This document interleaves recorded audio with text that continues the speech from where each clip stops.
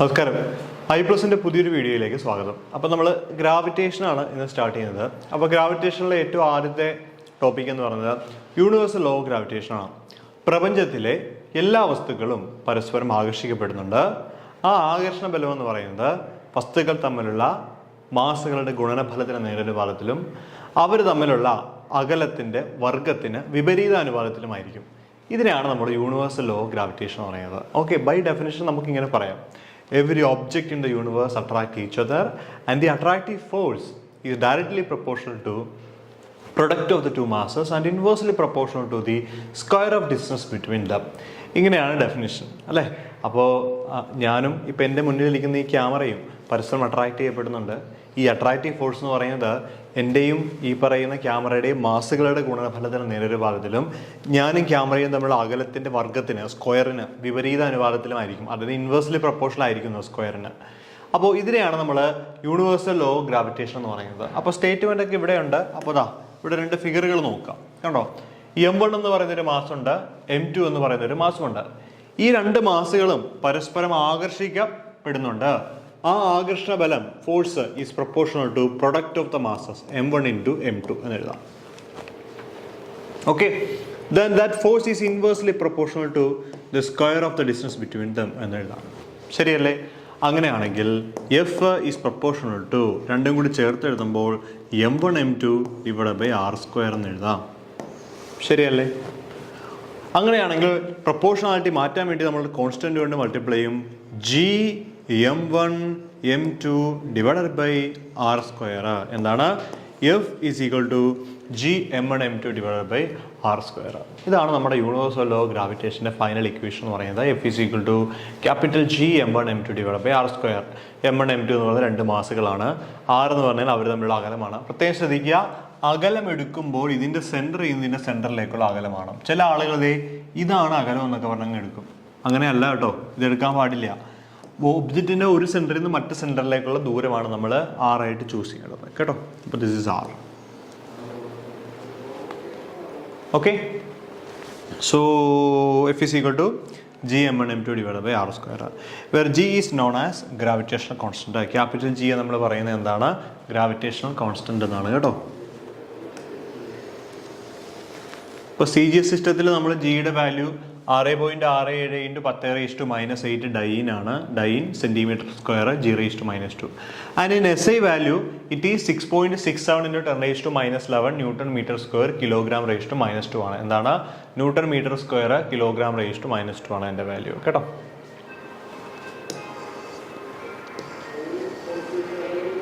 അടുത്ത heading acceleration due to gravity. Acceleration due to gravity നമുക്ക് നോക്കാം. എന്താണ് ഈ ആക്സിലറേഷൻ ഡ്യൂ ടു ഗ്രാവിറ്റി എന്ന് വെച്ച് കഴിഞ്ഞാൽ, അതായത് ഇപ്പോൾ ഈ എൻ്റെ ഇരിക്കുന്ന സാധനം നേരെ താഴത്തേക്ക് ഇടുക എന്ന് വിചാരിക്കുക. വെറുതെ എറിയല്ല, വെറുതെ എങ്ങനെ വിടുക എന്ന് വിചാരിക്കുക. അപ്പോൾ എന്ത് സംഭവിക്കും? ഈ സാധനം താഴത്തേക്ക് പോരും അല്ലേ. അപ്പോൾ ഇതിനെന്തുണ്ട്? ഒരു ആക്സിലറേഷൻ ഉണ്ടാകും. അപ്പോൾ ഇപ്രകാരം ഭൂമിയിലേക്ക് നിർബാധം പതിക്കുന്ന, എന്താണ് നിർബാധം? നിർബാധം വെച്ചാൽ ഫ്രീലി ഫാളിങ് അപ്പ് എന്നാണ് അർത്ഥം. അപ്പോൾ ഭൂമിയിലേക്ക് ഫ്രീ ഫാൾ വീഴുന്ന ഓരോ ഒബ്ജക്റ്റിനും എന്തുണ്ടാവും? ഒരു ആക്സിലറേഷൻ ഉണ്ടാവും. ആ ആക്സിലറേഷൻ വിളിക്കുന്ന പേരാണ് ആക്സിലറേഷൻ ഡ്യൂ ടു ഗ്രാവിറ്റി. പല ആളുകൾക്കും ക്യാപിറ്റൽ ജിയും സ്മോൾ ജിയും തമ്മിൽ സെപ്പറേഷൻസ് എന്താണെന്ന് കൃത്യമായിട്ട് അറിയേണ്ടതില്ല. മനസ്സിലാക്കുക, capital G is A constant അല്ലേ, ഒരു യൂണിവേഴ്സൽ കോൺസ്റ്റന്റ് ആണ് ക്യാപിറ്റൽ ജി എന്ന് പറയുന്നത്. അതിൻ്റെ സ്പെസിഫിക് ആയിട്ടുള്ള വാല്യൂ ഉണ്ട് CGS-ലും SI-ലും ഒക്കെ. പ്രോബ്ലം ചെയ്യുമ്പോൾ നമ്മൾ SI സിസ്റ്റത്തിലുള്ള വാല്യൂ ഇട്ടാണ് ചെയ്യുന്നത്, ഓർമ്മ വേണം കേട്ടോ. ദെൻ സ്മോൾ ജി എന്ന് വെച്ച് കഴിഞ്ഞാൽ ആക്സിലറേഷൻ തന്നെയാണ്. ആർക്കുള്ള ആക്സിലറേഷൻ? ഭൂമിയിലേക്ക് ഫ്രീ ഫാൾ ആയിട്ട് വീഴുന്ന ഒരു ഒബ്ജക്റ്റിനുള്ള ആക്സിലറേഷനെയാണ് നമ്മൾ സ്മോൾ ജി എന്ന ടേം കൊണ്ട് ഉദ്ദേശിക്കുന്നത്. So acceleration due to gravity is the acceleration experienced by a body falling freely towards air. ഭൂമിയിലേക്ക് നിർബാധം പതിക്കുന്ന ഒബ്ജക്റ്റിന്റെ ആക്സിലറേഷനെയാണ് നമ്മൾ ആക്സിലറേഷൻ ഡ്യൂ ടു ഗ്രാവിറ്റി എന്ന് പറയുന്നത്. And small G is represented by letter small G is equal to എന്താണ്? GM divided by R² എന്ന് എഴുതാം. അപ്പോൾ small G is equal to എന്താണ്? Capital G × capital M divided by R² എന്ന് പറയാം. അപ്പോൾ ഇതൊക്കെ എങ്ങനെയാണ് കിട്ടുന്നതെന്ന് ചോദിച്ചു കഴിഞ്ഞാൽ വളരെ ഈസി ആയിട്ടുള്ള കാര്യം കേട്ടോ. കാരണം നമുക്കറിയാം യൂണിവേഴ്സൽ ലോ ഓഫ് ഗ്രാവിറ്റേഷൻ അനുസരിച്ച് F is equal to നമുക്ക് എന്ത് എഴുതാം? GMM divided by R² എന്ന് എഴുതാം, ക്യാപിറ്റൽ R² അല്ലേ. അപ്പോൾ ഇവിടെ ഇപ്പോൾ ഇതാണ് ഭൂമി. ഭൂമിയുടെ മാസ് ക്യാപിറ്റൽ M ആണ്. ഭൂമിയുടെ സെൻറ്റർ ചെയ്യുന്ന ഒരു സ്മോൾ മാസ് ഇവിടെ ഉണ്ട് അല്ലേ, സ്മോൾ മാസ് ഇവിടെ ഉണ്ട്. അപ്പോൾ ഇത് ക്യാപിറ്റൽ ആർ ആണ് ഇതിൻ്റെ ഡിസ്റ്റൻസ്. അപ്പം നമ്മൾ ഈ ദൂരം h ഒരു 1 കിലോമീറ്റർ എന്ന് എടുക്കുക. അങ്ങനെയാണെങ്കിൽ ഭൂമി 1400 കിലോമീറ്റർ ആണ് റേഡിയസ്. സോ അപ്പം നമുക്ക് അങ്ങനെയാണെങ്കിൽ എച്ചിനെ നെഗ്ലക്ട് ചെയ്ത് കഴിഞ്ഞാൽ നമുക്ക് ക്യാപിറ്റൽ ആർ തന്നെ എടുക്കാം. Then also we know that F is equal to M G എന്ന് പറഞ്ഞ ഇക്വേഷൻ അറിയാം നമുക്ക് അല്ലേ. ശരി, F is equal to M G. അങ്ങനെ അതായത് ഭൂമിയുടെ സർഫസിലിരിക്കുന്ന ഒബ്ജക്റ്റിനുണ്ടാവുന്ന ബൈ ഗ്രാവിറ്റി ഉണ്ടാവുന്ന ഫോഴ്സാണ് F equal to M G എന്ന് പറയുന്നത്, അതിൻ്റെ കേന്ദ്രത്തിലേക്ക് വലിക്കുന്നത്. അങ്ങനെ രണ്ട് ഇക്വേറ്റ് ചെയ്ത് കഴിഞ്ഞാൽ G capital M small M divide by R square is equal to എന്ത് എഴുതാം, എം ഇൻറ്റു ജി എന്ന് എഴുതാം. സ്മോൾ എം വെട്ടിക്കളയാം. ബാക്കി നമുക്ക് എന്ത് എഴുതാം, small G is equal to capital G M divide by R square എന്ന് വളരെ സിമ്പിളായിട്ട് എഴുതാൻ പറ്റും. പിടികിട്ടുന്നുണ്ടോ? ഉണ്ട്. അങ്ങനെയാണെങ്കിൽ ക്യാപിറ്റൽ ജി ഒരു കോൺസ്റ്റൻ്റ് ആണ്, ഭൂമിക്ക് സ്പെസിഫിക് ഒരു മാസ് ഉണ്ട്, കോൺസ്റ്റൻ്റ് ആണ്, ഭൂമിക്ക് സ്പെസിഫിക് ഒരു റേഡിയസ് ഉണ്ട്, കോൺസ്റ്റൻ്റ് ആണ്. അങ്ങനെയാണെങ്കിൽ ഇതെല്ലാം ഇട്ട് കൊടുത്തു കഴിഞ്ഞാൽ നമുക്ക് എന്ത് കിട്ടും, ഒരു ജി വാല്യൂ കിട്ടും. ആ ജി വാല്യൂ എന്ന് പറഞ്ഞു കഴിഞ്ഞാൽ എത്രയാണ്, 9.8 മീറ്റർ പെർ സെക്കൻഡ് സ്ക്വയർ ആണ്. ആക്സലറേഷൻ ആയതുകൊണ്ട് acceleration unit metre per second square ആണ്. അപ്പോൾ small G is equal to എന്താണ്, 9.8 മീറ്റർ പെർ സെക്കൻഡ് സ്ക്വയർ ആണ് ഭൂമിയിലെ acceleration due to gravity. Clear അല്ലേ? Okay. The value of g is usually taken as 9.8 meter per second square, and there is a slight variation of g from place to place depending upon the height, depth of the place, and it varies as we go to the poles due to the no spherical shape of the earth around the rotation of earth. Okay, അപ്പോൾ നമ്മൾ പറഞ്ഞു വരുന്നത് എന്താണെന്ന് അറിയോ? നമ്മൾ പറഞ്ഞു വരുന്നത് small ജിയുടെ ഡീറ്റെയിൽസിനെ കുറിച്ചിട്ടാണ്. സ്മോൾ ജിയുടെ ഡീറ്റെയിൽസ് ആണ്. അപ്പോൾ small G is equal to capital G capital M divide by R square ആണ് നമ്മുടെ ഇക്വേഷൻ എന്ന് പറയുന്നത്. Capital G capital M divide by R square ആണ് സ്മോൾ ജിയുടെ ഇക്വേഷൻ എന്ന് പറയുന്നത്. അപ്പോൾ ഇത് capital G universal law gravitation വെച്ചിട്ടുള്ള വാല്യൂ ആണ്, കോൺസ്റ്റന്റ് വാല്യൂ ആണ്. എം എന്ന് പറഞ്ഞ ഭൂമിയുടെ മാസാണ്, അല്ലെങ്കിൽ ഏത് പ്ലാനറ്റിന്റെ ഗ്രാവിറ്റി ആണോ കണ്ടുപിടിക്കേണ്ടതാണ് സ്മോൾ ക്യാപിറ്റൽ എം എന്ന് പറയുന്നത്. ആർ എന്ന് പറയുന്നത് ആ പ്ലാനറ്റിന്റെ റേഡിയസ് ആണ്, ഭൂമിയാണെങ്കിൽ ഭൂമിയുടെ റേഡിയസ് ആണ്. അപ്പോൾ ഈ ജി എപ്പോഴും ഫിക്സഡ് ആണോ? അല്ല, ജി വേരിയിങ് ആണ്. ഭൂമി എടുക്കുകയാണെങ്കിൽ ഭൂമിയുടെ ഏത് പോയിന്റിലാണോ നമ്മൾ ജി കാൽക്കുലേറ്റ് ചെയ്യേണ്ടത് ആ പോയിന്റിലെ പ്രത്യേകതകൾ ചൂസ് ചെയ്തുകൊണ്ട് നമുക്ക് ജിയുടെ വാല്യൂവിൻ്റെ വേരിയേഷൻസ് ഡിറ്റർമിൻ ചെയ്യാൻ പറ്റും. ഉദാഹരണത്തിന് ഭൂമിയുടെ സർഫസിൽ ഇരിക്കുമ്പോൾ ഒരു ജി വാല്യൂ ഉണ്ടാവും, ഭൂമി തുറന്ന് അടിയിലേക്ക് പോവുകയാണെങ്കിൽ ഒരു ജി വാല്യൂ വേറെ ആയിരിക്കും, ഭൂമിയുടെ സർഫസ് മുകളിലേക്ക് പോവുകയാണെങ്കിൽ വേറൊരു ജി വാല്യൂ ആയിരിക്കും. ഇതൊക്കെയാണ് വ്യത്യാസം. ഇനി അത് മാത്രമല്ല, ഭൂമിക്ക് ഒരു ഇക്വേറ്റർ പോയിന്റുകളും ഉണ്ട്, ഭൂമിക്ക് പോളുകളും ഉണ്ട്. അപ്പോൾ ഇക്വേറ്ററിൽ നിന്ന് പോളുകളിലേക്ക് മൂവ് ചെയ്യുമ്പോഴും ജിയുടെ വാല്യൂവിന് വേരിയേഷൻ ഉണ്ടാവും. കാരണം ഭൂമി എന്ന് പറയുന്ന ഒരു പെർഫെക്റ്റ് സ്ഫെറിക്കൽ ഷേപ്പിലുള്ള ഒബ്ജക്റ്റ് അല്ല. അതുകൊണ്ട് തന്നെ ഒരു പോയിന്റിൽ നിന്ന് മറ്റൊരു പോയിന്റിലേക്ക് മാറുമ്പോൾ സ്മോൾ ജി, അതായത് ആക്സലറേഷൻ ഡ്യൂ ടു ഗ്രാവിറ്റിക്ക് എന്തുണ്ടാവും, വേരിയേഷൻസുകൾ പോസിബിൾ ആണ്. പിടികിട്ടുന്നുണ്ടോ? അപ്പോൾ ആ വേരിയേഷൻസിനെ കുറിച്ച് നമുക്ക് സ്റ്റഡി ചെയ്യണം. ഇനി ഇത് ഭൂമിയുടെ കേസാണ് ഇതെല്ലാം പറയുന്നത്. വേറൊരു പ്ലാനറ്റ് എടുക്കുകയാണെങ്കിൽ സ്വാഭാവികമായിട്ടും സ്മോൾ ജിയുടെ വാല്യൂവിന് വ്യത്യാസം ഉണ്ടാകും. കാരണം ഇപ്പം മൂൺ എടുക്കുകയാണെങ്കിൽ, മൂൺ പ്ലാനറ്റ് അല്ല, മൂൺ എടുക്കുകയാണെങ്കിൽ മൂണിൻ്റെ മാസും മൂണിൻ്റെ റേഡിയസും ഒക്കെ ഇട്ട് കൊടുക്കുമ്പോൾ എന്ത് പറ്റും, അവിടെ ജിയുടെ വാല്യൂ മാറും. സട്ടൺ എടുക്കുകയാണെങ്കിൽ അവിടെ ജിയുടെ വാല്യൂ അതിനനുസരിച്ചിട്ട് മാറും. കേട്ടോ? Okay. Variation of acceleration to gravity. അപ്പോൾ അതിലൊന്നാമത്തെ വേരിയേഷനാണ് variation of G with altitude. Altitude means ഹൈറ്റുമായിട്ട് ബന്ധപ്പെട്ട് ജിക്ക് ഉണ്ടാവുന്ന വേരിയേഷൻ എന്തൊക്കെയാണ്? അപ്പോൾ ഇതാണ് നമ്മുടെ ഭൂമി. നമ്മുടെ മാത്രമല്ല, എല്ലാവരുടെയും ഭൂമി അല്ലേ. നമ്മുടെ മാത്രമേ നമ്മൾ മനുഷ്യരെ കുറിച്ച് മാത്രമേ ചിന്തിക്കുള്ളൂ, അങ്ങനെയല്ല, എല്ലാവരുടെയും ഭൂമി അല്ലേ. ഓക്കെ. അപ്പോൾ ഇതാണ് നമ്മുടെ എല്ലാവരുടെയും ഭൂമി എന്ന് പറയുന്നത്. ഭൂമിയുടെ റേഡിയസ് ക്യാപിറ്റൽ ആർ ആണ്. ഈ ഭൂമിയുടെ സർഫസിൽ നിന്നും എച്ച് ഉയരെ എ എന്ന് പറയുന്ന പോയിന്റിൽ ഒരാൾ ഇരിക്കുകയെന്ന് വിചാരിക്കുക. പിടികിട്ടിയോ? അങ്ങനെയാണെങ്കിൽ ഈ ആളിൽ അനുഭവപ്പെടുന്ന acceleration due to gravity small ജിയുടെ വാല്യൂ എത്രയാണ്? ഭൂമിയുടെ സർഫസിനുള്ളതിനോട് തുല്യമാണോ? എന്ത് വ്യത്യാസം ഉണ്ടാവും എന്നൊക്കെ നമുക്ക് പറയാം. ഓക്കെ. അപ്പോൾ ഞാൻ നേരെ ഇക്വേഷനിലേക്കാണ് പോകുന്നത്. കാരണം നമുക്ക് ഡെറിവേഷൻസ് ഒന്നും ആവശ്യമില്ല. ഡെറിവേഷൻ വേണ്ട ആളുകൾ NCERTയുടെ പുസ്തകം നോക്കുകയാണെങ്കിൽ ഡെറിവേഷൻസ് ഉണ്ട്. അതുപോലെ വാസ്റ്റ് പബ്ലിക്കേഷൻസ് ഉണ്ട്. +1 പുസ്തകത്തിൽ നല്ല ഭംഗിയായിട്ട് ഡെറിവേഷൻസ് ഉണ്ട്. സേവ്യർ ആൻഡ് ജോയിയുടെ +1 പുസ്തകത്തിലും ഭംഗിയായിട്ട് ഡെറിവേഷൻസ് ഉണ്ട്. നിങ്ങൾ നോക്കുക കേട്ടോ. ശരി, നമുക്കത് വേണ്ട, പ്രോബ്ലം ഓറിയൻറ്റഡ് ആയിട്ടാണ് പോകേണ്ടത്. അപ്പോൾ ജി എച്ച് എന്ന് പറഞ്ഞു കഴിഞ്ഞാൽ G H is equal to G into 1 minus 2h by R. എന്താണ്? G H is equal to എന്താണ്? G into 1 minus 2h divide by R. ഇതാണ് നമ്മുടെ ഇക്വേഷൻ. Very important equation. എന്താണ്? G H is equal to G into 1 minus 2h divide by R. Okay, G H is equal to G into 1 minus 2h divide by R. അപ്പോൾ നിങ്ങളൊന്ന് ആലോചിച്ച് നോക്കിയേ, ഭൂമിയാണിത്. സർഫസിൽ നിന്ന് മുകളിലേക്ക് പോകും തോറും എച്ചിൻ്റെ വാല്യൂ കൂടി കൂടി വരും. അപ്പോൾ എച്ച് കൂടുന്നതനുസരിച്ചിട്ട് ഈ വാല്യൂ കൂടും. അപ്പോൾ 1 മൈനസ് ദശാംശമുള്ള സംഖ്യ വരും. ദശാംശമുള്ള സംഖ്യയെ ജി കൊണ്ട് മൾട്ടിപ്ലൈ ചെയ്ത് കഴിഞ്ഞാൽ ഇവിടെ കിട്ടുന്ന വാല്യൂ എന്തായിരിക്കും? കുറവായിരിക്കും. അതിൻ്റെ അർത്ഥം എന്താ? ഭൂമിയുടെ സർഫസിൽ നിന്നും ഒരാൾ മുകളിലേക്ക് പോയി കഴിയുമ്പോൾ എന്ത് പറ്റും? അയാളുടെ ജിക്ക് വേരിയേഷൻ ഉണ്ടാവും. എന്ത് വേരിയേഷൻ ഉണ്ടാവും? ജിയുടെ വാല്യൂ കുറയാൻ തുടങ്ങും എന്നുള്ളതാണ് നമ്മുടെ പോയിന്റ്. എന്ത് പറ്റും? Acceleration due to gravity decreases when we move from surface of the earth to a specific height h. That is gh is equal to g into 1 minus 2h divided by r. പിന്നീട് പഠിക്കാൻ നിൽക്കണ്ട, ഇപ്പം തന്നെ പഠിക്കുക. Small ജിയുടെ നമ്മൾ universal law of gravitation എന്തായിരുന്നു? F is equal to G m1 m2 divide by R square. അപ്പോൾ ചില ആൾ സംശയം, സാറേ ഈ സിമ്പിൾ ഇക്വേഷനൊക്കെയാണ് ഇത് വെച്ച് എന്താ ചോദിക്കാനോ? ഒത്തിരി കാര്യങ്ങൾ ചോദിക്കാം. ഉദാഹരണത്തിന് നമ്മളോട് ചോദിക്കാം, രണ്ട് സെലസ്റ്റിയൽ ബോഡീസ് ഉണ്ട്. സെലസ്റ്റിയൽ എന്ന് വെച്ചാൽ സ്പേസിലുള്ള ഒബ്ജക്ട്സ്, സെലസ്റ്റിയൽ ബോഡീസ് ഉണ്ടായിരുന്നു. ഒരാളുടെ മാസ് m ആയിരുന്നു, മറ്റൊരാളുടെ മാസ് 2m ആയിരുന്നു. ആദ്യത്തെ ആളുടെ മാസ് പകുതിയാക്കി, രണ്ടാമത്തെ ആളുടെ മാസ് 2 ഇരട്ടിയാക്കി. അങ്ങനെയാണെങ്കിൽ ഇവർ തമ്മിലുള്ള ഗ്രാവിറ്റേഷണൽ ഫോഴ്സ് എത്രയാണ് എന്ന് ചോദിക്കാം. അല്ലെങ്കിൽ ആദ്യം ഉണ്ടായിരുന്ന ഫോഴ്സും ഇപ്പോൾ ഉണ്ടായിരുന്ന ഫോഴ്സും തമ്മിലുള്ള റേഷ്യോ എത്രയാണ് എന്ന് ചോദിക്കാം. അല്ലെങ്കിൽ തമ്മിലുള്ള അകലം നേരെ പകുതിയാക്കുമ്പോൾ ഉണ്ടാകുന്ന റേഷ്യോ എത്രയാണെന്ന് ചോദിക്കാം. അപ്പോൾ ഇങ്ങനെയുള്ള പല പോസിബിലിറ്റീസ് ഉണ്ട്. This R numericals. ഓക്കെ, അപ്പോൾ അങ്ങനെയുള്ള പോസിബിലിറ്റീസ് ഉണ്ട്. ദെൻ അപ്പോൾ F is equal to G m1 m2 divide by R square ആണ് universal law of gravitation equation. Acceleration due to gravity small G ആണെങ്കിൽ capital G m divided by R square എന്ന് എഴുതാം.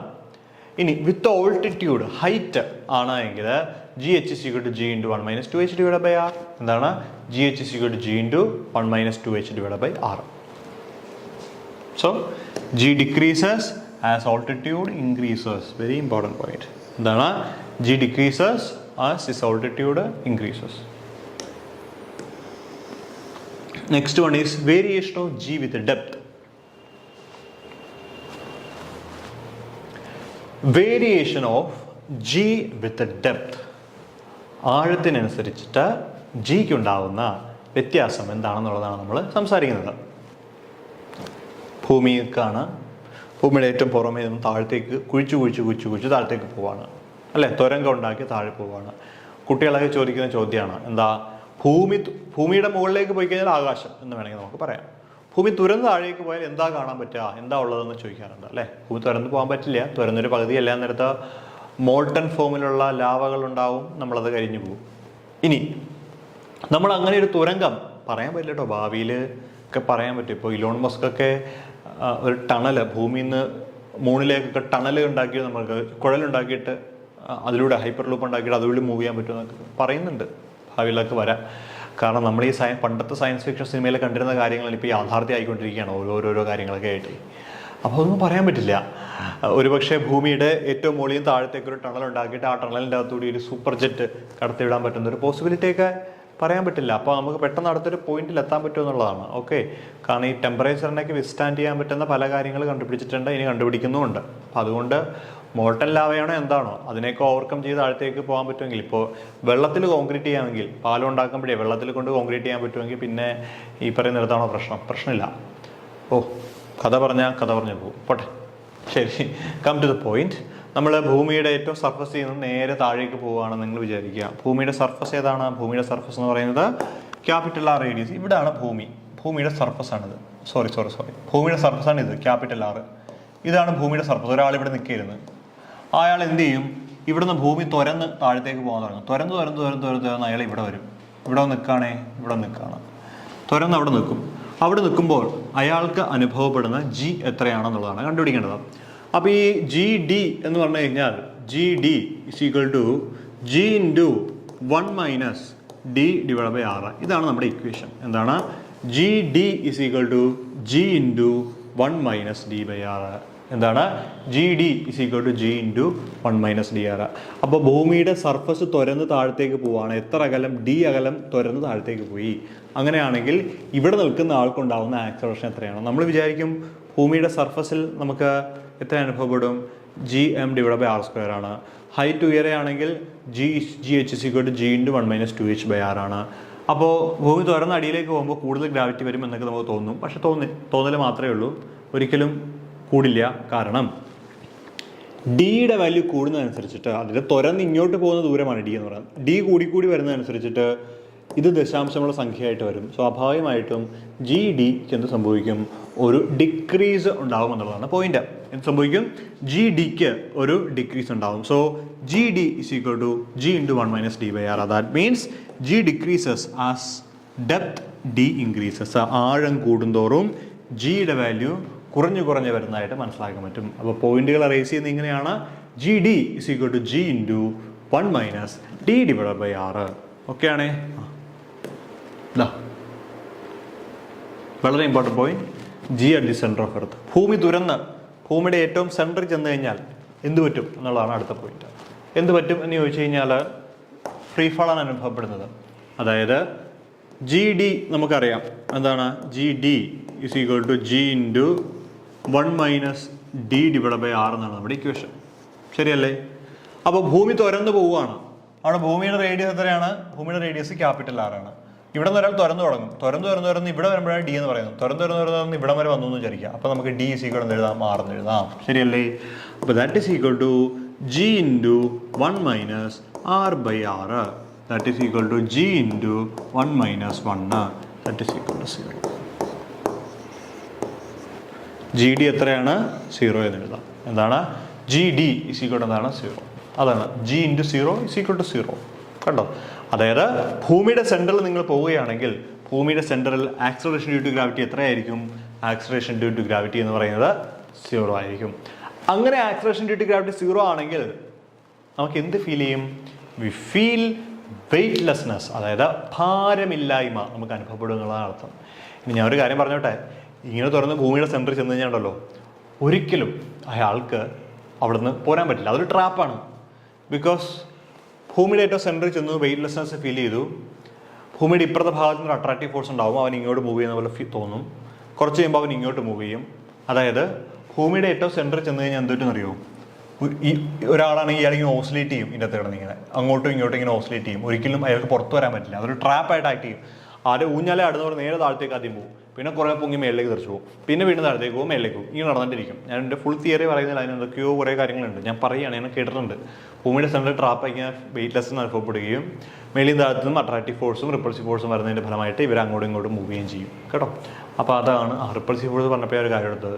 ഈ universal law of gravitation വെച്ചിട്ടുള്ള force which is always attractive. കേട്ടോ? Universal law of gravitation വെച്ചിട്ടുള്ള force എപ്പോഴും attractive ആയിരിക്കും, ഒരിക്കലും റിപ്പൾസീവ് അല്ല. F=gm1 m2/r² എന്ന് പറയുന്നത്. കേട്ടോ? Okay. Acceleration due to gravity is 0 at the center of Earth. Hence we feel weightlessness at the center of Earth. Okay അല്ലേ?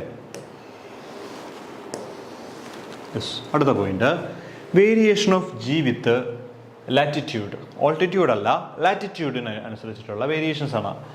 അപ്പോൾ ഈസ്റ്റ് വെസ്റ്റ് നോർത്ത് സൗത്ത് ഒക്കെ ഇവിടെ മാർക്ക് ചെയ്തിട്ടുണ്ട് ഫിഗറിൻ്റെ അകത്ത്. അപ്പോൾ രണ്ട് ഭാഗങ്ങളാണ് നമുക്കുള്ളത്. ഒന്ന് ഇവിടുത്തെ ഇക്വറ്റോറിയൽ പ്ലെയിൻ നമ്മൾ കൺസിഡർ ചെയ്യുന്നുണ്ട്. അതുപോലെ ഇവിടെയുള്ള പോളുകളും നമ്മൾ കൺസിഡർ ചെയ്യുന്നുണ്ട്.